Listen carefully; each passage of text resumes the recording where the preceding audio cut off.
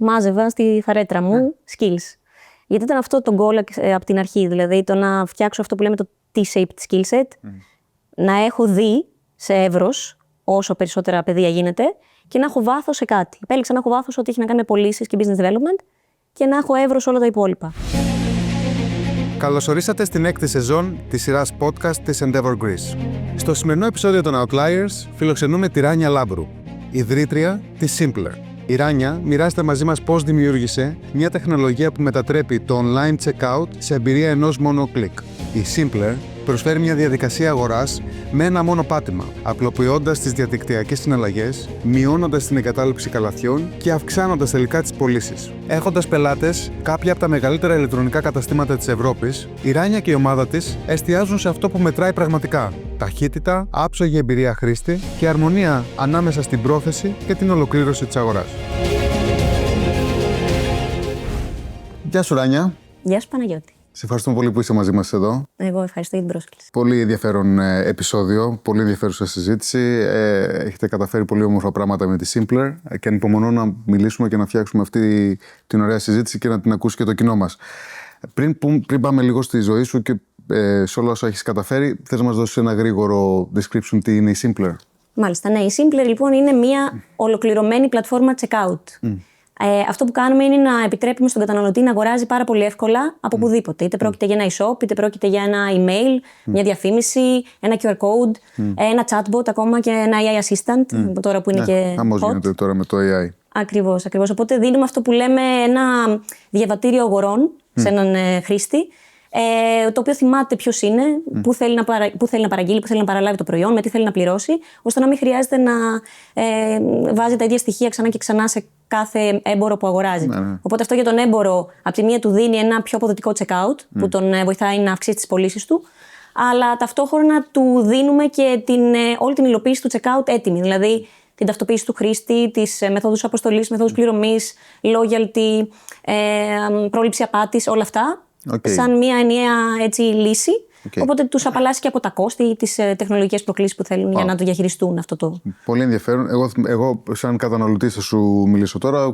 Δεν υπάρχει περίπτωση να αγοράσω πλέον κάτι αν δεν υπάρχει ένα γρήγορο exit προϊόν. Τέλεια. Αν δεν έχω option, αν δεν έχω επιλογή να πατήσω ένα κουμπί και να φύγω, και πρέπει να βάλεις κάθε φορά, θυμάμαι, όνομα, επώνυμο, όνομα πατέρα, διεύθυνση, ταχυδρομικός κώδικας, emergency contact. Δεν υπάρχει περίπτωση να αγοράσω αν δεν έχει αυτό. Οπότε καταλαβαίνω απόλυτα το value. Πες μας λίγο για εσένα και πού γεννήθηκες, πού μεγάλωσες. Πες μας λίγο για τα παιδικά σου χρόνια. Τέλεια. Λοιπόν, εγώ μεγάλωσα στο Ήλιον, εδώ στην Αθήνα.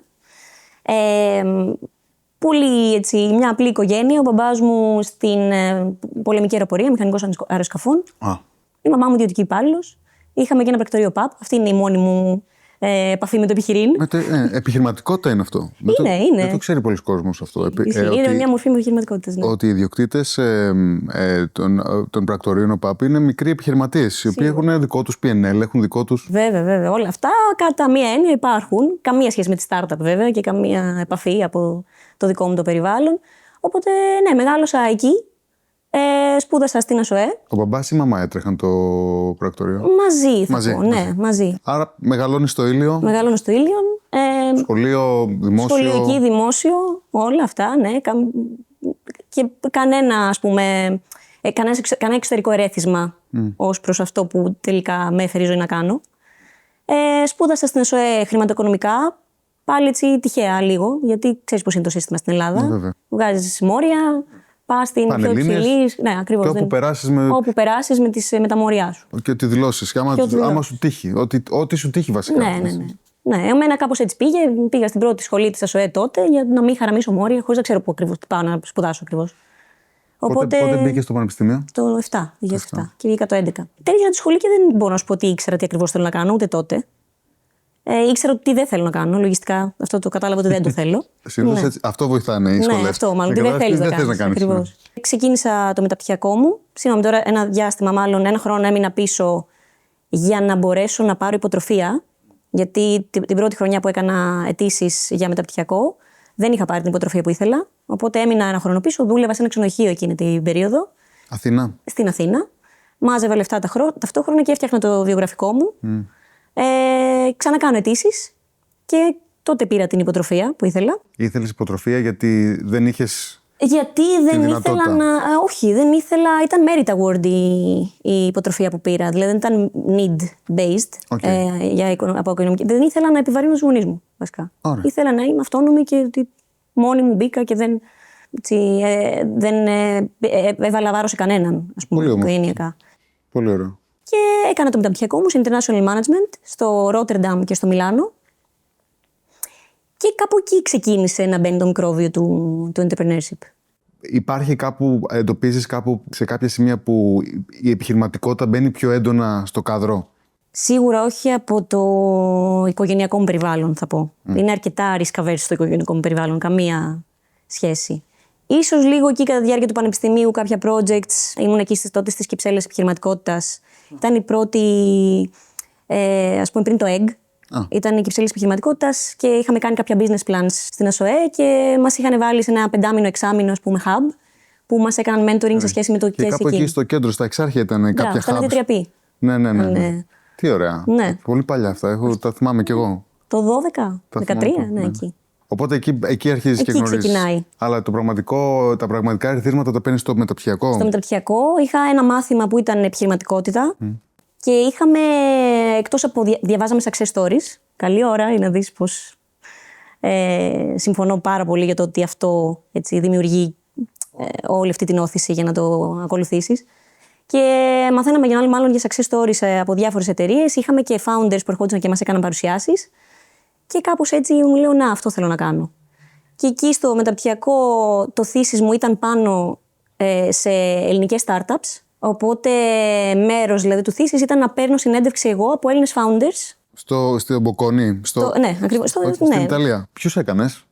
Έκανα πολλούς από αυτούς που ξέρεις. Έκανα τον Παπαδάκη. Ωραία. Έκανα τον Κόντα τότε με το Κουκίστο ήταν τότε που το έκανα. 2 Endeavor Entrepreneurs έχεις πιάσει. Βέβαια, ναι, αυτό. Έκανα τον Μπρούστα, έκανα διάφορα άλλα, κάτι mobile apps. 10 ήταν στο σύνολο, το Σπανουδάκι από την Πινιάτα. Σίγουρα θα έκανες και το Eventora. Δεν έκανα το e-shop. Δεν έκανες το e-shop. Θα σου πω γιατί. Το thesis είχε να κάνει με ελληνικές startups και το internationalization των. Έπρεπε να βγαίνουν εκτός Ελλάδας. Άρα ούτε Scrooge, ούτε e-shop. Ούτε. Έπρεπε να υπάρχει αυτό το element του θέλω να βγω εκτός. Και το πόσο οι επενδυτές μας βοήθησαν ή δεν βοήθησαν. Αυτό ήταν το θέμα της πρακτικής του thesis. Και έκανα λοιπόν interviews εκεί στους founders. Οπότε ακόμα πιο πολύ έμπαινα μέσα σε αυτό και μου άρεσε πάρα πολύ να ακούω τα δικά τους τα stories. Και κάπως έτσι κάποιοι από αυτούς τους founders μου έκαναν interview πίσω. Δηλαδή κατά τη διάρκεια αυτού του interaction μου είπαν μήπως θα ήθελες να μπεις εδώ κτλ. Και έτσι πήρα 2-3 offers από αυτούς τους founders. Γιατί τώρα και να μπω στο πώς ξεκινάει το ταξίδι. Εκεί είναι μέσα στο μεταπτυχιακό που κατάλαβα ότι εγώ θέλω να κάνω αυτό. Οπότε λέω ωραία, πώς θα το κάνω αυτό? Ιδέα δεν έχω. Δεν ξέρω τι σημαίνει φτιάχνω εταιρεία, δεν ξέρω τι σημαίνει φτιάχνω product, πώς κάνω hiring, τι σημαίνει fundraising. Ναι. Ιδέα δεν έχω. Πώς θα το κάνουμε λοιπόν? Αυτή τη στιγμή με αυτά που ξέρω, πάω μέσα να μάθω. Η διαίσθηση ήταν σωστή, γιατί έχουμε κάνει μια έρευνα στην Endeavor που χαρτογραφούμε τις πορείες ανθρώπων που έχουν ξεκινήσει πολύ πετυχημένα startups. Και 70% των founders αυτών ή έχουν ξεκινήσει άλλο startup πριν ή έχουν δουλέψει για startup πριν ξεκινήσουν τη δική τους εταιρεία. Είναι πολύ σημαντικό. Άμα θες να ξεκινήσεις startup, πήγαινε να δεις πώς. Ακριβώς. Θα τα μάθεις, αλλά μπορείς να τα μάθεις πιο γρήγορα. Ακριβώς. Μπορείς να δεις πώς τα κάνουν οι άλλοι, να μάθεις από τα λάθη των άλλων τουλάχιστον. Πού πήγες, σε ποιο πήγες εσύ? Στην Πινιάτα αποφάσισα να πάω. Εκεί τότε ήταν στο σημείο που άλλαζε το μοντέλο από B2C σε B2B, οπότε μου φάνηκε και αυτό exciting. Ξεκινάω λοιπόν από marketing. Βέβαια, υπήρχε απόλυτη διαφάνεια και στο hiring process. Του έλεγα, εγώ θέλω να έρθω γιατί θέλω σε 2-3 χρόνια να ξεκινήσω κάτι δικό μου. Ήσουν open. Εξ αρχής, ναι. Ωραία. Και θέλω να βοηθήσω όσο μπορώ την εταιρεία, θα δουλέψω. Θέλω ταυτόχρονα να μάθω, οπότε θέλω από σένα να μάθω όσο περισσότερο μπορώ. Το πιο ενδιαφέρον είναι να καταλάβουμε λίγο εσύ γιατί διάλεξες την Πινιάτα, γιατί έκανες συνεντεύξεις από πολλούς founders, οπότε λογικά είχες επιλογές. Ναι. Τι σε έκανε να διαλέξεις την Πινιάτα? Ήταν ο founder, Ήταν ο founder και το vision αυτό της αλλαγής, ότι είμαστε αυτή τη στιγμή εδώ και θα θέλουμε να κάνουμε αυτό. Και έρχεσαι στο κατάλληλο σημείο ώστε να μπορέσουμε μαζί να κάνουμε αυτό. Και είχε νόημα όλο αυτό το μοντέλο που πήγαιναμε να φτιάξουμε. Νομίζω ο τρόπος που μου το πούλησε ο founder. Τι ωραία. Βέβαια. Για να μιλάμε λίγο για την πινιάτα και τι κάνεις εκεί. Ξεκίνησα στο marketing. Marketing assistant, ας πούμε, έκανα έρευνες κτλ. Είχε αρκετό δημιουργικό κομμάτι η εταιρεία εκείνη. Και μετά πέρασα σε ένα ρόλο που σήμερα δεν ήξερα τότε αυτόν τον ορισμό, αλλά σήμερα θα το έλεγα chief of staff. Γιατί έκανα τα πάντα βοηθώντας τον founder σαν δεξί του χέρι. Οπότε πήγα μετά στο Σαν Φρανσίσκο και τον βοηθούσα στο κομμάτι του fundraising, στο κομμάτι του business development, στο κομμάτι του ενδεχομένως να βρούμε κάποιον αγοραστή για την εταιρεία, οτιδήποτε. Ήμουν από πίσω. Έκανα τις έρευνες, βοηθούσα με τα decks. Όλο αυτό το κομμάτι της βοήθειας των founder. Και πώς εξελίσσεται αυτό? Η εταιρεία δεν προχώρησε. Εκεί στο 2016 έκλεισε, τέλος πάντων πουλήθηκε. Θεωρούσα ότι ίσως τώρα είναι η ώρα να το κάνω το βήμα. Πάλι δεν ένιωσα έτοιμη. Και εκεί είχα γνωρίσει τους founders της Avocado, που μου λένε: «OK, έλα να μας βοηθήσεις και εμάς. Θέλουμε έναν αντίστοιχο ρόλο. Και είμαστε σε διαδικασία που σύντομα και εμείς θα κάνουμε exit. Οπότε έλα να μας κάνεις join, να δεις και αυτό το κομμάτι πώς γίνεται. Και ξεκινάς μετά». Τις ξέρω και τις δύο εταιρείες, ξέρω ότι υπάρχουν πολλά κοινά στοιχεία. Πες μας λίγο τι έκανε η πινιάτα και τι έκανε η Avocado, έτσι, Ναι. πολύ σύντομα. Η πινιάτα ήταν ένα B2C app, το οποίο έκανε έδινε διαδραστικές κάρτες. Ήταν αρκετά καινοτόμο για την περίοδο. Δηλαδή τότε χρησιμοποιούσε το hardware του κινητού π.χ. για να σου στείλω ένα βίντεο happy birthday και εσύ θα φυσούσες και θα έσβηνες τα κεράκια π.χ. Οπότε χρησιμοποιούσε το hardware για να κάνει interactive αυτές τις κάρτες. Το οποίο στην Ελλάδα δεν έχει τόσο νόημα, αλλά στην Αμερική υπάρχει αυτή η κουλτούρα των greeting cards. Είχε περισσότερο νόημα. Και τότε όταν έκανα εγώ join, το γυρίζαμε σε B2B για να δίνουμε αυτή την τεχνολογία σε εταιρείες, σε agencies, σε creative agencies, σε advertising agencies για να χρησιμοποιήσουν, να δημιουργούν μάλλον content. Ακριβώς. Ήταν εκείνο που σου είπα ότι μου έκανε πιο πολύ νόημα. Η Avocado ήταν μια εταιρεία στο AdTech, Advertising Tech, που έκανε mobile ads, διαφημίσεις στο κινητό native όμως, που προσαρμόζονται στο look and feel του περιεχομένου της εφαρμογής. Αρχίζουμε και διακρίνουμε καταρχάς ένα path και ένα focus Στο commerce, στο tech. Στο retail, στο tech, στο κινητό. Και κάνεις join την Avocado. Τι ημερομηνία είναι αυτό? Νομίζω αρχές του 2016. Αρχές του 2016. Και μετά από 9 μήνες αγοράστηκε η εταιρεία. Έγινε το acquisition, έγινε το exit. Μια εταιρεία που δεν πήγε καλά, δεν επέτυχε, και μια εταιρεία που έκανε ένα successful exit. Θες να μας συγκρίνεις λίγο πώς ένας άνθρωπος που εργάζεται σε αυτές τις εταιρείες νιώθει και τα δύο? Εγώ είχα τη χαρά αυτό, να δω λίγο τι πρέπει να κάνεις, τι δεν πρέπει να κάνεις, ποια λάθη να αποφύγεις, πόσο σημαντική είναι η ομάδα. Ειδικά στην Avocado έκαναν κάποια πράγματα πάρα πολύ σωστά και μου είχε κάνει και εντύπωση τότε, όντας κάποια που είχε δει ήδη μια άλλη startup, γιατί τα παιδιά ήταν οι πρώτοι τους. Ναι, βέβαια. Και έβλεπα μου έκανε εντύπωση το πώς λειτουργούν κάποια processes ή το πώς κάνουν το hiring κτλ. Που δεν τα είχαν δει από κάπου, αλλά είχαν ένα ένστικτο ότι με αυτόν τον τρόπο θα πρέπει να γίνεται αυτό, ή μάλλον αυτό δεν θα πρέπει να το κάνουμε έτσι. Εγώ όταν έκανα join εκεί, ξεκίνησα στο sales, έκανα business development και sales. Οπότε πάω πίσω στην ιστορία, έχω δει marketing, έχω δει λίγο fundraising, λίγο business development κτλ. Λίγο support εκεί σε αυτό το κομμάτι. Και στην Avocado ξεκινάω για business development και sales. Που πουλάς σε ποιους? Σε publishers, σε advertisers. Η Avocado ήταν στη μέση, ας πούμε, και είχε τους publishers και τους advertisers. Πέρασα και από τα δύο. Φτάνουμε στο σημείο που γίνεται εξαγορά. Άλλα learnings από εκεί. Δηλαδή είδα μετά πώς είναι η μετάβαση από το startup σε ένα μεγαλύτερο οργανισμό. Πώς ενσωματώνονται οι δύο ομάδες, τα politics, λίγο οι κουλτούρες, γιατί είχαμε διαφορετικές κουλτούρες, Ελλάδα, Ισραήλ, Γερμανία. Τη στιγμή που μου είπες ότι είσαι στο μεταπτυχιακό και κάνεις συνεντεύξεις founders και θες να γίνεις founder, σκέφτομαι έναν άνθρωπο, ο οποίος έχει πάρει μια καρότσα μαζί του και προσπαθεί να μαζέψει πράγματα πάνω για να ξεκινήσει το δικό του όνειρο. Ναι. Και ότι όσο δεν συμβαίνει αυτό, όσο δεν έχει ξεκινήσει τη δική σου startup, είσαι σε μια διαδικασία προετοιμασίας. Σωστά. Σε όλο αυτό το χρόνο. Άρα και καταλαβαίνω ότι και αυτό ακόμα το κομμάτι που η Avocado έχει εξαγοραστεί και δουλεύει με μια μεγάλη πολυεθνική, είναι κρίσιμο. Βέβαια. Στην προετοιμασία σου, γιατί μαθαίνεις πώς λειτουργεί μια μεγάλη πολυεθνική, πώς είμαστε να δουλεύουμε με διεθνές scope, πώς γίνεται μια εξαγορά, μια συγχώνευση. Σωστά. Και σίγουρα πώς και ένα από τα paths που έχει ένα startup. Ακριβώς όπως το λες. Μάζευα στη φαρέτρα μου skills. Γιατί ήταν αυτό το goal από την αρχή. Δηλαδή το να φτιάξω αυτό που λέμε το T-shaped skill set, να έχω δει σε εύρος όσο περισσότερα παιδεία γίνεται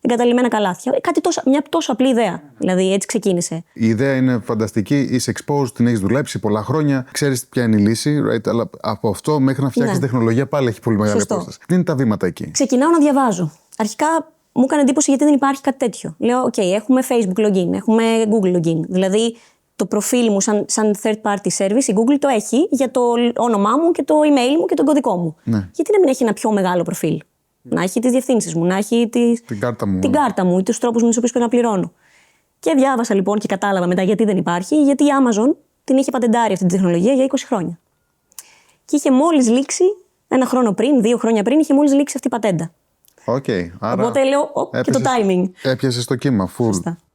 Και μόλις είχε σηκώσει. Πονηρή Amazon. Πονηρή Amazon και όσο μπορούσε να το κρατήσει, το κράτησε. Το κράτησε. Δεν το ήξερα. Το one click checkout. Ναι, η πατέντα του one click checkout ήταν patented. Αυτό ήταν η πατέντα, το one click checkout. Να κρατάει τα στοιχεία σου. Ναι, και το πώς δουλεύει αυτό έτσι σαν marketplace και είναι σαν source of truth για τα δεδομένα σου και μπορεί να τα μοιράζεται σε διαφορετικούς εμπόρους, ας πούμε. Κάτω. Και ανοίγει αυτό το 17. Το τέλος του 18 νομίζω άνοιξε η πατέντα. Το 20 παράλληλα με μένα είχε βγει μια άλλη εταιρεία στην Αμερική που είχε κάνει πολύ μεγάλο ντόρο και είχε σηκώσει 120 κάτι εκατομμύρια τέλος πάντων από index από πολύ μεγάλες εταιρείες. Και λέω: OK, έχουμε και αυτό στην Αμερική, υπάρχει εκεί validation. Άμα γίνεται εκεί, γιατί όχι και εδώ. Ακριβώς. Εμείς λέμε: θα κάνουμε αυτό το πράγμα για την Ευρώπη, που έχει άλλες δυσκολίες. Είναι πολύ κατακαιρματισμένη. Το πρόβλημα πρέπει να προσαρμοστεί στην κάθε χώρα.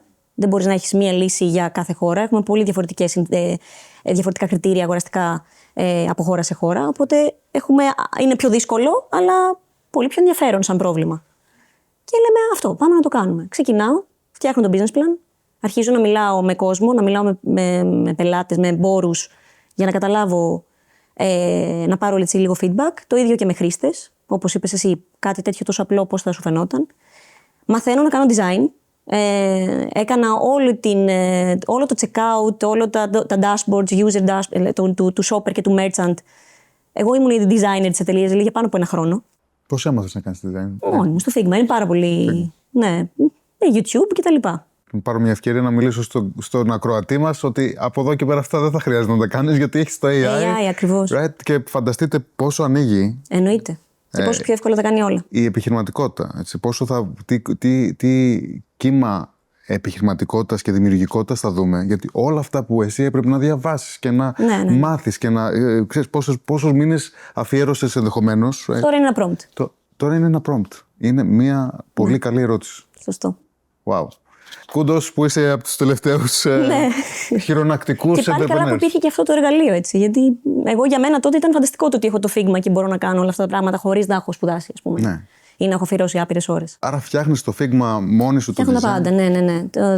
Τη φόρμα, και ήμασταν σχεδόν, ίσως 1,5 χρόνο, ήμασταν με αυτά τα designs που είχα φτιάξει εγώ τα πρώτα. Πώς βρίσκεις τους co-founders, πώς βρίσκεις την ομάδα? Αυτό ήταν το πιο δύσκολο κομμάτι. Η ομάδα, το πώς να χτίσεις την ομάδα. Φυσικά. Αφού έχω λοιπόν αυτό το business plan και έχω έτσι ένα πρώτο validation, ταυτόχρονα μιλάω με πάρα πολύ κόσμο. Από shoppers, από εμπόρους, από επενδυτές, angels κτλ.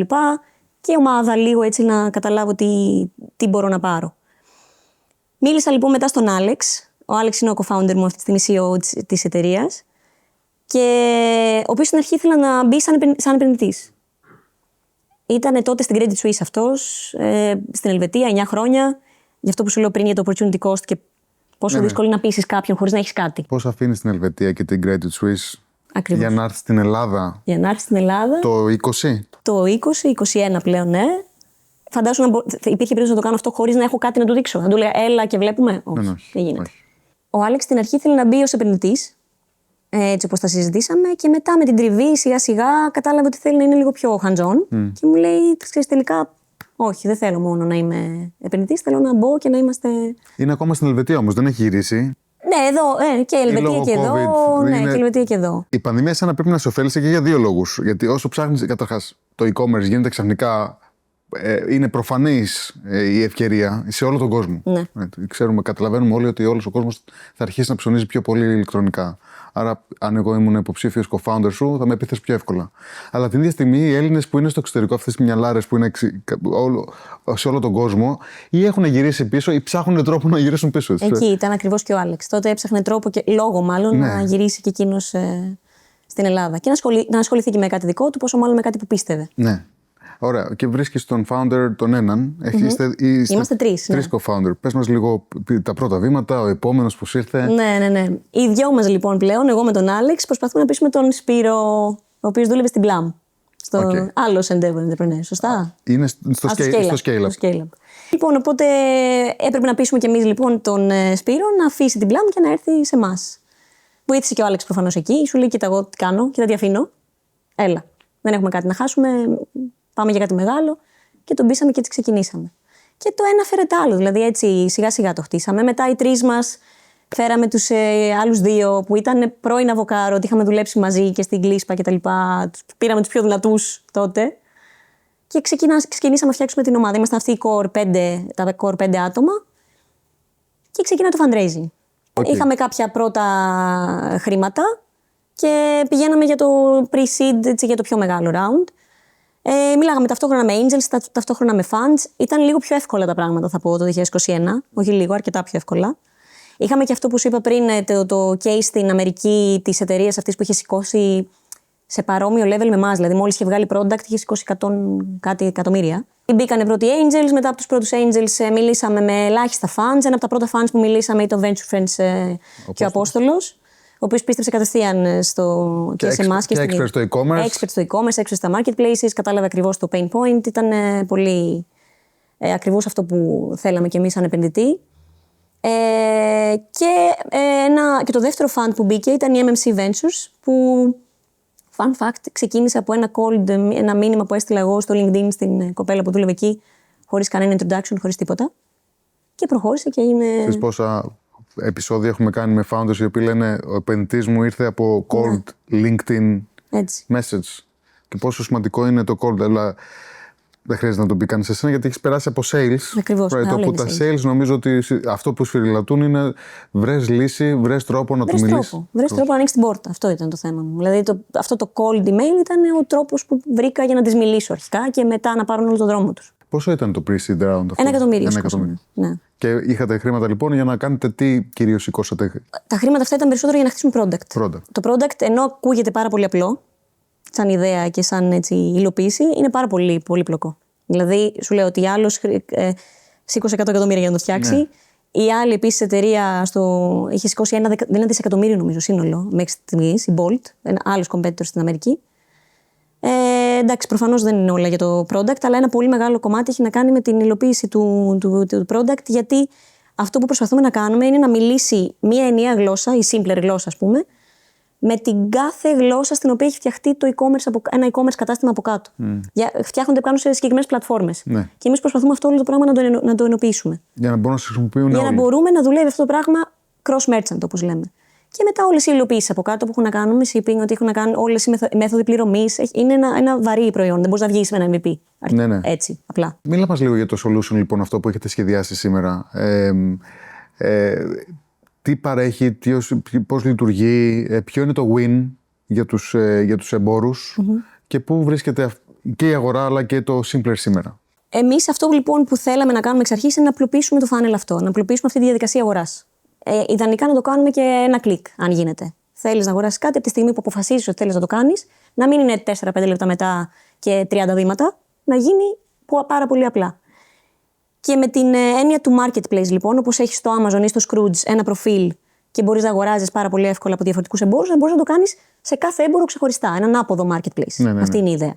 Οπότε εμείς αυτό που μετράμε είναι πρώτον η ευκολία, η ταχύτητα, πόσο αρέσει στον χρήστη αυτό το user experience, πόσο τον βοηθάει να ολοκληρώσει την αγορά του, πόσο περισσότερες πωλήσεις φέραμε λόγω του καλού user experience. Όλα αυτά τα βλέπουμε. Δηλαδή είναι case studies τα οποία τρέχουμε με εμπόρους και έχουμε πραγματικά νούμερα γι' αυτό. Υπήρχαν άλλα παρόμοια wow moments και aha moments στο product development, δηλαδή πώς βρίσκατε αυτές τις καινοτομίες?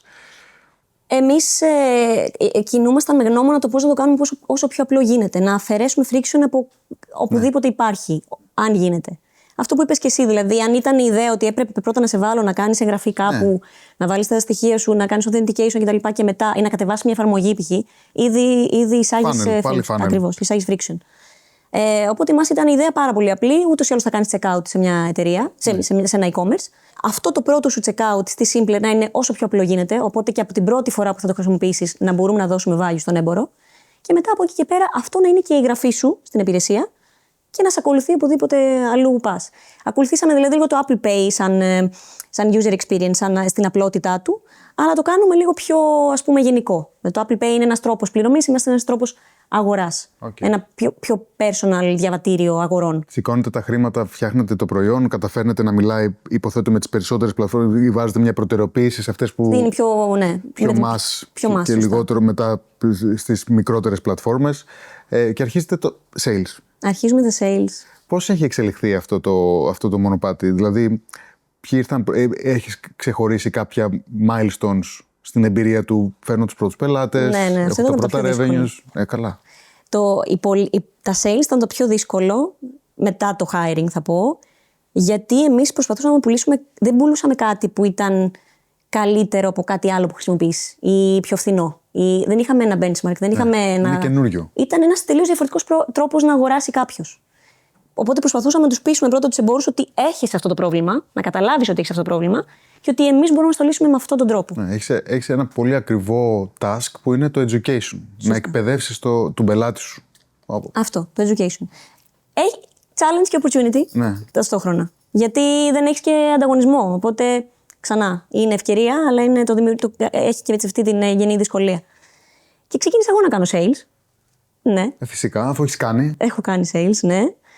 Και ένα από τα κανάλια που βρήκα στην Ελλάδα τουλάχιστον, γιατί εμείς ξεκινήσαμε με την Ελλάδα σαν πρώτη τεστ χώρα. Λέμε, OK, έχουμε ένα δίκτυο εδώ πέρα. Προσπάθησα στην αρχή προφανώς να αξιοποιήσω τους επενδυτές κτλ. Για να βρούμε intros σε πελάτες. Αλλά ένα από τα κανάλια τώρα έτσι λίγο ανορθόδοξο που δούλεψε ήταν ότι πήγαινα εγώ με το προσωπικό μου προφίλ στο Messenger, στο Facebook και έστελνα σε agencies. Okay. Agencies που έχουν, δηλαδή developers που έχουν φτιάξει sites, e-shops. Άρα λοιπόν, αντί να πηγαίνεις σε ένα-ένα τα e-shops, πήγες στις εταιρείες όπου τα e-shops τους ζητάνε να τους σχεδιάσουν το e-shop. Ακριβώς. Λες, θα πάω σε κάποιον που πουλάει σε πολλά e-shops. Ακριβώς. Και να το προτείνει αυτός για αυτές τις λύσεις. Ακριβώς αυτό. Ήθελα να το παρουσιάσω σε εκείνον, να τους πω: κοίταξε να δεις, εσύ καταλαβαίνεις από αυτά. Γιατί πολλές φορές όταν μιλάμε για μικρομεσαίες επιχειρήσεις δεν εμπιστεύονται το agency για όλα αυτά. Ναι, φυσικά. Έξυπνο, πολύ έξυπνο. Ναι. Δούλεψε, φαντάζομαι. Και δούλεψε. Αυτό είναι που δούλεψε. Και μέχρι και σήμερα το χρησιμοποιούμε σαν κανάλι πώλησης. Wow. Άρα, και έχεις κάποια μεγάλα ονόματα που έρχονται πρώτα? Φαντάζομαι δίνουν και ενέργεια στην ομάδα. Βάλαμε αυτή την εταιρεία, βάλαμε αυτό το μεγάλο e-commerce. Έχουν συμβεί τέτοια so far? Η πρώτη στην Ελλάδα που ήταν ο Funky Buddha, που είναι μεγάλη εταιρεία. Και ίσως από τα πιο σημαντικά milestones έγινε χθες πρακτικά. Είναι ο μεγαλύτερος που βάλαμε στην Ισπανία. Που είναι μεγαλύτερος πλέον και σε όλες μας τις χώρες που έχουμε παρουσία. Και εκεί είναι ένα τα βηματάκια που σε πάνε σε άλλο level σαν εταιρεία. Άρα κάνατε on board το μεγαλύτερο μας έμπορο στην Ισπανία. Ναι, σε όλα, έχει διάφορα καταστήματα. Έχει στην Ιταλία, στην e-shops. Ιταλία, Πορτογαλία, Γαλλία, Αγγλία. Συγχαρητήρια. Ευχαριστούμε πολύ. Ναι. Αυτό είναι πολύ. Φαντάζομαι ένα ωραίο milestone. Εννοείται. Γιατί και αυτό σου ξεκλειδώνει και άλλα. Απόλυτα. Και νομίζω ότι ανοίγει και αυτό που. Και κοιτώντας λίγο και το που βλέπεις την ευκαιρία και που βλέπεις τη στρατηγική σου. Εγώ καταλαβαίνω ότι αυτό είδες ένα αμερικάνικο story και λες: OK, πάμε να δούμε στην Ευρώπη τι κάνει. Άρα υποθέτω, χωρίς να θέλω να μιλήσω για σένα, ότι η Ευρώπη είναι μέσα στη στρατηγική σου, έτσι. Είναι μέσα στη στόχευσή σου. Ακριβώς. Συνεχίζει και είναι. Προφανώς η Ευρώπη είναι ένα τεράστιο πράγμα, οπότε κάποιες χώρες στην Ευρώπη έχουν προτεραιότητα. Αγγλία, Ισπανία, Ελλάδα συνεχίζουμε και υπάρχουμε, ξεκινήσαμε από εδώ όπως είπα. Ιταλία, Γαλλία, Γερμανία είναι από τις χώρες που θέλουμε να δούμε μετά, αλλά γενικότερα κάνουμε focus στην Ευρώπη γιατί ακριβώς υπάρχει κενό, δεν υπάρχει ανταγωνισμός, υπάρχει πρόβλημα και έχουμε τη λύση ήδη έτοιμη. Άρα λοιπόν η Ευρώπη είναι η στόχευσή μας. Φαντάζομαι γι' αυτό και σήκωσες πρόσφατα και ένα καινούριο round. Pre-Series A. Έτσι το κάνουμε ανάμεσα, ναι. Το οποίο ήταν και ένα πολύ ωραίο ποσό. Μίλα μας λίγο γι' αυτό και γιατί η πρώτη μου αυθόρμητη ερώτηση, γιατί Pre-Series A, ενώ είναι πολύ μεγάλο ποσό, θα μπορούσε να είναι μια χαρά ένα ωραίο Series A. Τι βλέπεις, τι στρατηγική έχεις? Είναι θολές οι γραμμές. Δεν ξέρω πλέον πώς είναι οι ορισμοί του Seed Series A. Το ανακοινώσαμε σαν Pre-Series A γιατί υπάρχουν κάποια δεδομένα expectations ως προς το πού πρέπει να βρίσκεται μια εταιρεία στο Series A. Okay. Όχι ότι έρχεται κι άλλο, έρχεται σύντομα ένα επόμενο. Αλλά seed δεν ήταν γιατί είναι θα ήταν ένα μεγάλο seed, ενώ είμαστε πιο μετά από το seed. Series A ακριβώς δεν είναι, γι' αυτό κάπως τέλος πάντων. Εγώ το βρίσκω μια χαρά εντυπωσιακό και Series A πάντως το νούμερο είναι 9 εκατομμύρια. Πες μας λίγο, πώς τα σηκώσατε, γιατί τα σηκώσατε? Ναι, μάλιστα. Έχει ενδιαφέρον αυτή η ιστορία γιατί δεν έγινε όπως γίνεται παραδοσιακά το fundraising. Αυτό το round ήρθε από έναν πολύ μεγάλο, έναν κολοσσό στην τομή του e-commerce και του fintech που είμαστε κι εμείς, από την Ασία. Δεν μπορώ να αναφέρω το όνομά τους, αλλά η ιδέα είναι ότι εκείνοι μας προσέγγισαν και όλες οι συζητήσεις έγιναν με εκείνους. Δεν έγινε αυτό το roadshow να μιλήσω με investors, να προσπαθήσω. Άρα ήταν reactive, δεν βγήκες εσύ να σηκώσεις. Δεν κάναμε καν raise τότε, ναι. Μας προσέγγισαν, ήθελαν να δουν τι ακριβώς κάνουμε, πώς είναι το product. Εντυπωσιάστηκαν από το product. Μιλήσαμε με το CPO της εταιρείας στο δεύτερο call και είπαν ότι αυτό δεν είναι πάρα πολύ δύσκολο που χτίζουν. Chief Product Officer. Chief Product Officer. Αυτός που τρέχει το product αυτής της εταιρείας που λες, που είναι πολύ κοντά στο δικό σου universe. Άρα ναι. Ο νούμερο ένα άνθρωπος. Ναι, και επειδή ήθελαν την Ευρώπη, έκαναν target την Ευρώπη σαν αγορά, ήθελαν να βρουν κάποιον σαν partner για να συνεργατικά να βοηθήσει να μπουν και εκείνοι στην αγορά αυτή μέσα από αυτό το checkout προϊόν. Okay. Wow.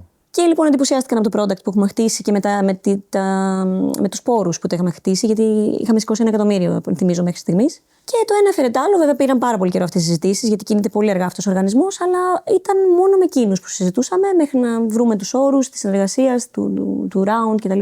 Έχετε πολύ ωραία challenges κοιτώντας μπροστά. Ναι, είναι από τα πιο ωραία. Έτσι, με ρώτησες πριν για κάποια ωραία aha moments. Αυτό ήταν σίγουρα ένα aha moment. Το ότι ήρθαν, μας προσέγγισαν, εντυπωσιάστηκαν και αποφάσισαν να επενδύσουν σε εμάς και είμαστε η επένδυση που έχουν κάνει στο νωρίτερο στάδιο, ας πούμε, το earliest investment που έχουν κάνει ever. Οκ, φανταστικό. Πώς νομίζεις ότι σας βρήκανε? Ξέρω πώς μας βρήκανε και είναι και αυτό ανορθόδοξο, πολλά ανορθόδοξα. Το CB Insights, το ξέρεις, το CB Insights. Ναι, φυσικά. Είναι ένα database από startups. Που γράφουν και reports πολλά. Και μπράβο. Μου έστειλαν το CB Insights. Χαίρετε, έχουμε αυτόν τον επενδυτή, ο οποίος θα ήθελε να σας γνωρίσει. Εμείς δεν κάνουμε απλά το introduction. Αν είστε, ξανακοίταγα, λέω, είναι τώρα αυτό, πώς είναι scam μάλλον. Δεν πίστευα ότι όντως γίνονται έτσι τα πράγματα. Συνήθως τα αγνοώ αυτά τα emails. Ναι. Και ήταν όντως legit, είδα ότι ήταν αυτό το mail. Λέω, ωραία, ναι, ας γίνει το introduction. Και μίλησα μαζί τους και το ένα έφερε το άλλο. Μετά κάναμε αυτό το meeting με το CPO κτλ. Και ξεκίνησε αυτή η διαδικασία. Δεν περίμενα ποτέ να γίνει έτσι. Η CB Insights πολλές φορές δημοσιεύει κάποιες χαρτογραφήσεις που λέει για κάποια industries ή verticals. Βάζει όλα τα logos που είναι μέσα σε αυτό το industry, οι pioneers. Οπότε λογικά σε κάποιο e-commerce. Έτσι, κάπου υπήρχα. Θα υπήρχε το τέτοιο. Και από τότε αυτό που λέω σε όλους είναι κράτα τα προφίλ σου updated σε pitchbook, σε CB Insights κτλ. You never know. Ποια είναι τα επόμενα έτσι, μεγάλα headlines που θα θέλεις να δει ο κόσμος τους επόμενους μήνες ή τα επόμενα λίγα χρόνια από τη Simpler? Θέλουμε, εκτός από το θέλουμε να ανοίξουμε και άλλες αγορές, θέλω να μπούμε προσωπικά, δηλαδή είναι και δικό μου κομμάτι στο οποίο κάνω αρκετά focus αυτή την περίοδο, να μπούμε αρκετά στο agentic commerce, που και αυτό είναι hot σαν θέμα, γιατί εμείς, μάλλον τι εννοώ για να εξηγήσουμε λίγο τι εννοώ, ας πούμε ότι αυτή τη στιγμή μπορείς να κάνεις την εξερεύνηση, το discovery που λέμε ενός προϊόντος μέσα από το ChatGPT, από το Perplexity, από οτιδήποτε χρησιμοποιείς, έναν AI assistant, να του πεις βρες μου τα καλύτερα προϊόντα να αγοράσω. Και εκεί τελειώνει το journey. Δηλαδή θα πατήσεις και θα πας στη σελίδα και έφυγες. Πάλι ξανά στο παραδοσιακό τρόπο που αγοράζεις. Ακριβώς. Όλο το funnel να ακολουθήσει όλα τα steps. Εμείς θέλουμε να φέρουμε λοιπόν την αγορά εκεί. Ακριβώς εκεί που έκανες την ανακάλυψη του προϊόντος. Γι' αυτό λέω ότι ένα από αυτά τα σημεία είναι το AI assistant. Θα μπορούσε να είναι οτιδήποτε. Θα μπορούσε να είναι ένα QR code. Θα μπορούσε να είναι ένα προϊόν που βλέπεις στον δρόμο, σε μια βιτρίνα. Εμείς θέλουμε να φέρουμε την αγορά εκεί ακριβώς που σου γεννιέται η πρόθεση για αγορά. Και τεχνολογικά το έχουμε αυτό δημιουργήσει. Υπάρχει δηλαδή αυτό το bridge, αυτή η γέφυρα του δέχομαι μια πληρωμή σαν να ήρθε από το site μου εκεί έγινε η ανακάλυψη του προϊόντος από τον χρήστη. Αυτή τη τεχνολογία εμείς την έχουμε χτίσει. Υπάρχει ήδη.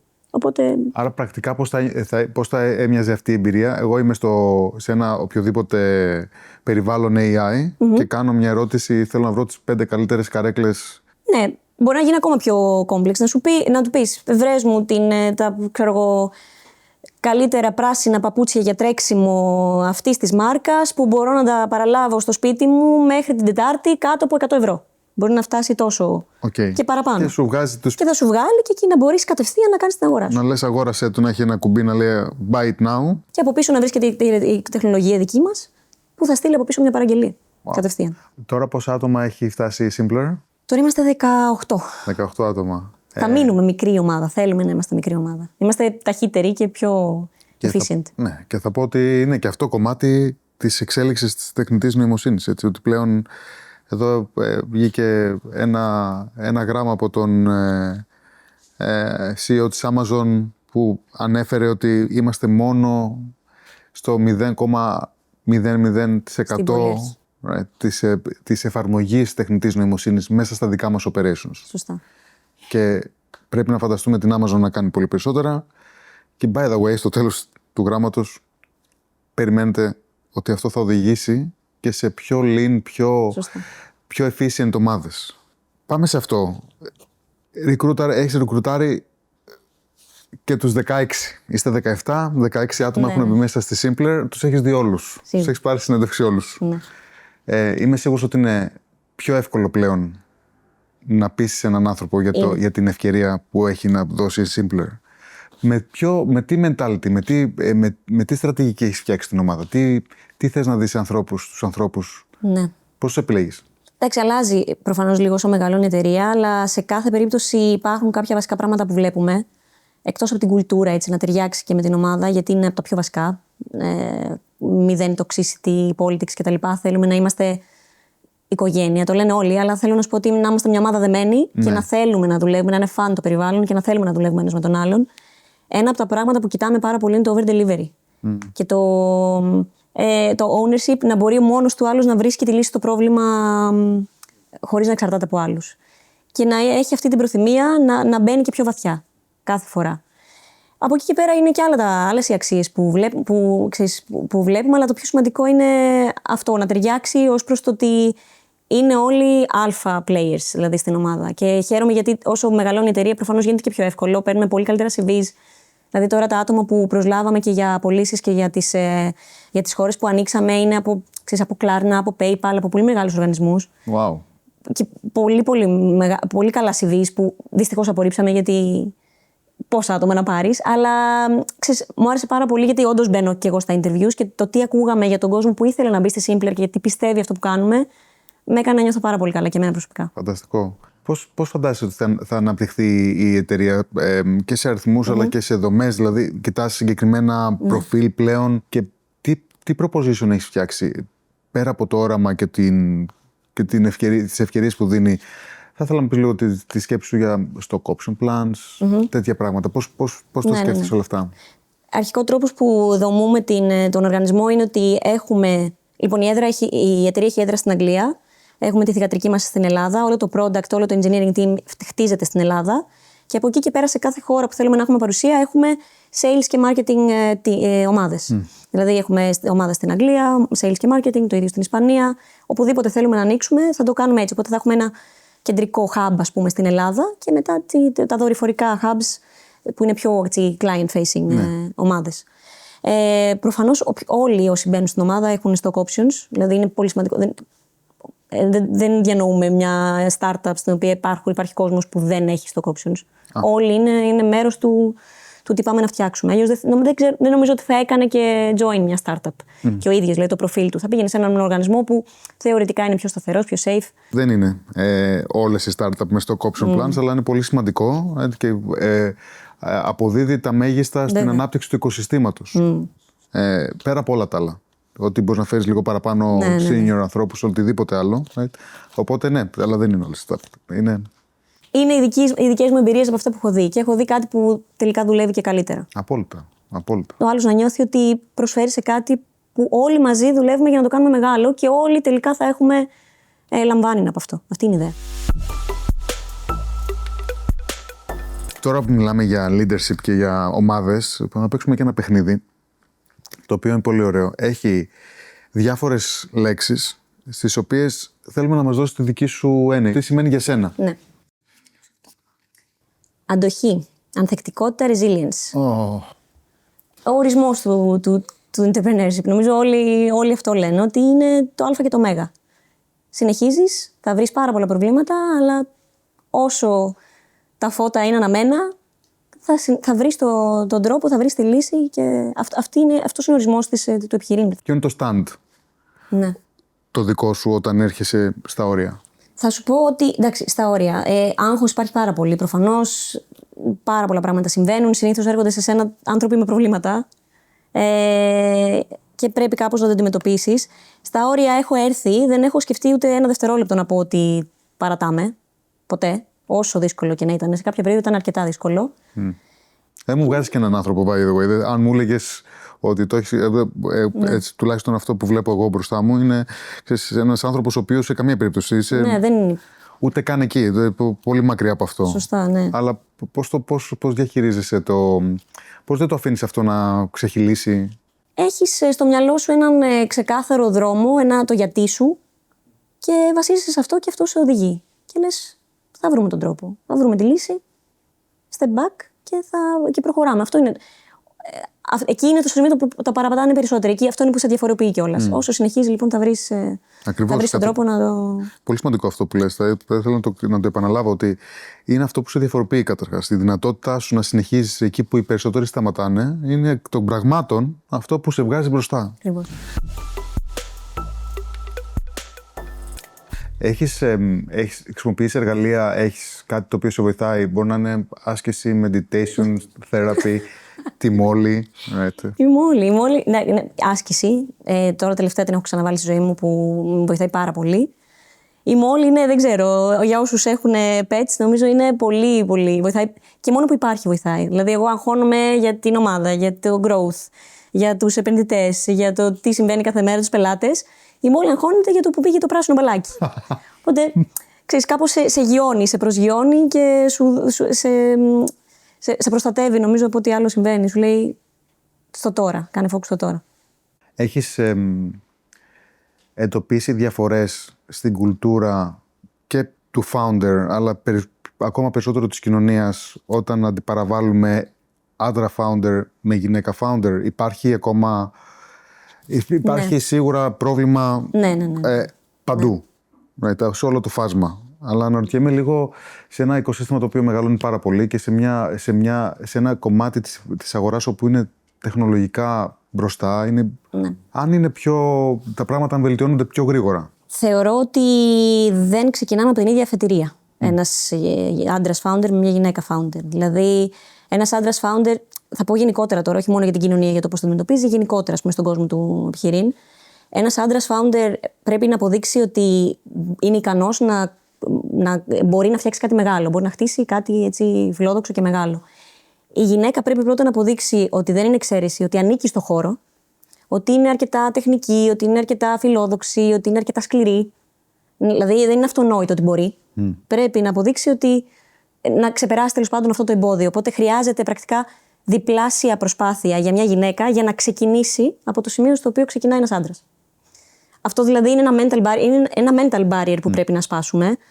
Και δεν είναι υποσυνείδητο αυτό το bias, δυστυχώς. Δηλαδή, όλοι λέμε ότι ναι, θέλουμε να βελτιώσουμε τα πράγματα ή βάζουμε quota στα funds ή κάνουμε διάφορες επεμβάσεις, αλλά τελικά είναι το mental barrier που πρέπει να σπάσουμε. Όταν σπάσει αυτό το barrier, μετά υπάρχει αυτό που λέμε αξιοκρατία και όλα παίρνουν το δρόμο τους. Αλλά αυτό το αρχικό effort που πρέπει να βάλεις για να φτάσεις στο σημείο που ξεκινάει ένας άντρας, δυστυχώς υπάρχει ακόμα και νομίζω θα υπάρχει για πολλά χρόνια. Έχεις δει κάποια βήματα που να σου έχουν δημιουργήσει μια αισιοδοξία, τουλάχιστον έχεις κάπως μια αίσθηση από πού να ξεκινήσουμε? Γιατί υπάρχουν οργανισμοί και η Endeavor είναι ένας από αυτούς που θέλουν να δημιουργήσουν λύσεις. Πού ξεκινάμε από το σχολείο, ξεκινάμε. Ναι, πάει πολύ πίσω. Κοίτα, νομίζω ότι το βασικό είναι να δώσουμε περισσότερα παραδείγματα, όπως είπαμε και για τις εταιρείες γενικότερα, για τα success stories. να προβάλλουμε περισσότερες γυναίκες που έχουν επιτύχει και έχουν αναγνωριστεί γι' αυτό. Ποιους δείχνουμε στα panels, ποιον καλούμε να μιλήσει, ποιον προβάλλουμε σαν success story. Και θα έρθεις και θα μου πεις μετά, ναι, αλλά δεν υπάρχουν success stories γυναίκες. Και θα έχεις και δίκιο. Αυτό πάει ακόμα πιο πίσω, δηλαδή, γιατί δεν υπάρχουν γυναίκες σε ηγετικές θέσεις κτλ. Όχι γιατί δεν είναι ικανές, αλλά γιατί το σύστημα σιωπηλά τις έχει κάπως αποκλείσει. Οπότε πάει πίσω στην εκπαίδευση. Ακόμα μπορούμε να μιλάμε για ώρες για το πώς μπορεί να φτιαχτεί αυτό. Είμαστε αρκετά μακριά, αλλά το βασικό είναι να φτιάξουμε ένα σύστημα που βοηθάει τις γυναίκες να παίρνουν περισσότερο ρίσκο, να τις οθεί να μπαίνουν στο επιχειρήν με πολλούς τρόπους και σφαιρικά. Πάμε να κάνουμε ένα rapid fire questions. Ό,τι δεν έχουμε πιάσει ακόμα από την προσωπικότητά σου και την ιστορία σου. Γρήγορες ερωτήσεις, διαδικές, διαλέγεις το ένα το άλλο. Προτιμάς βιβλίο ή podcast? Και τα δύο. Βιβλίο στις διακοπές π.χ. Podcast everyday, quick, στο επί 2 πάντα. Efficiency. Είσαι πρωινός ή βραδινός τύπος? Πρωινός. Πρωινός τύπος. Ξυπνάς τι ώρα περίπου? 7. 7. Ναι. Καλύτερη ώρα είναι. Δεν έχει ξεκινήσει κανείς. Είμαι εγώ και μόλι και δουλεύουμε. Καφές ή τσάι? Καφές. Με ποιο ιστορικό πρόσωπο θα ήθελες να κάνεις ένα δείπνο? Μπορεί να είναι η ζωή. Να πω κάποιον ζωή. Ναι, βεβαίως. Τον Elon Musk θα ήθελα να γνωρίσω. Όχι γιατί συμφωνώ ή μου ό,τι λέει ότι κάνει απαραίτητα, αλλά είναι πολύ ενδιαφέρον έτσι, να δω πώς λειτουργεί ένας άνθρωπος ο οποίος είναι by definition outlier. Δηλαδή είναι εκτός ορίων, λειτουργεί, δρά έξω από τα όρια και έτσι, να δω λίγο πώς έτσι, δουλεύει ένα μυαλό που μπλέκει σε πάρα πολλά διαφορετικά πεδία και μάλλον αγνοεί και τους κανόνες σε κάθε ένα από αυτά. Οπότε σίγουρα ενδιαφέρουσα προσωπικότητα. Αν μη τι άλλο είναι outlier. Ναι. Και σίγουρα αν ήταν στο ελληνικό οικοσύστημα θα θέλαμε να του μιλήσουμε. Δεν συμφωνούμε. Εννοείται. Πρέπει σίγουρα να καταλάβεις τι συμβαίνει στο μυαλό του. Με ποια τεχνολογία δεν μπορείς να ζήσεις? Το ChatGPT πλέον νομίζω. Το χρησιμοποιώ πάρα πολύ, ναι. Wow. Ναι, και για προσωπικές ανάγκες. Ενώ είναι Wow, αυτό έχει... advisor. Ναι. Δεν το χρησιμοποιούμε ακόμα αρκετά και νομίζω ότι ο κόσμος πρέπει να είναι και trained. Σωστά. Ποια είναι η αγαπημένη σου πόλη για ταξίδια, επαγγελματικά ή μη? Πρέπει να έχω πάει ή να μην έχω πάει? Θέλω να πάω στο Τόκιο. Δεν έχω πάει στο Τόκιο, θέλω πάρα πολύ να πάω. Για επαγγελματικά ταξίδια, εντάξει, το Σαν Φρανσίσκο είναι, ξαναλέω, η μέκα του entrepreneurship. Έχω καιρό να πάω τώρα. Έχει καιρό. Έχω 2 χρόνια, 3, ναι. Έχει αρχίσει και βελτιώνεται λίγο η κατάσταση πάλι. Γιατί είχε πέσει. Ναι, όχι, ήταν ghost town last time. Ναι. Έχει βελτιωθεί. Έχει ακόμα. Πες μας ένα βιβλίο που έχει αλλάξει τη ζωή σου. Με έχει επηρεάσει πολύ επαγγελματικά το The Hard Thing About Hard Things του Ben Horowitz. Είναι νομίζω πολύ κλασικό βιβλίο επιχειρηματικότητας. Μ' αρέσει πάρα πολύ γιατί τα λέει τα πράγματα έτσι ομά, ρεαλιστικά, δεν οριοποιεί καταστάσεις, έτσι, και λίγο σε παρηγορεί κάπως το ότι ακόμα και οι πιο πετυχημένοι entrepreneurs και αυτοί έχουν ανασφάλειες και αυτοί αντιμετωπίζουν δύσκολες αποφάσεις και ότι επίσης δεν γίνεται εύκολο όσο και να προχωράς, όσο και αν νομίζεις ότι θα γίνει αυτό και τελικά θα γίνει πιο εύκολο. Δεν γίνεται ποτέ εύκολο. Έχει υπάρξει ποτέ συμβουλή που να έχεις λάβει και να πεις αυτή είναι μια πολύ καλή συμβουλή? Μπορεί να είναι συμβουλή πιο πολύ προσωπική, αλλά έχει έτσι, εφαρμογές και στο business. Να είσαι πάντα ευγενική, δεν ξέρεις ποτέ τι κουβαλάει ο άλλος και ότι η ευγένεια είναι δύναμη. Δεν ξεχνάει ποτέ κανένας πώς τον έκανες να νιώσει.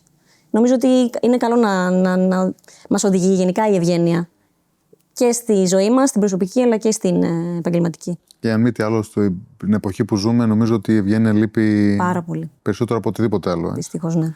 Αν δεν ήσουν entrepreneur, αν δεν ήσουν επιχειρηματίας, τι πιστεύεις θα ήσουν?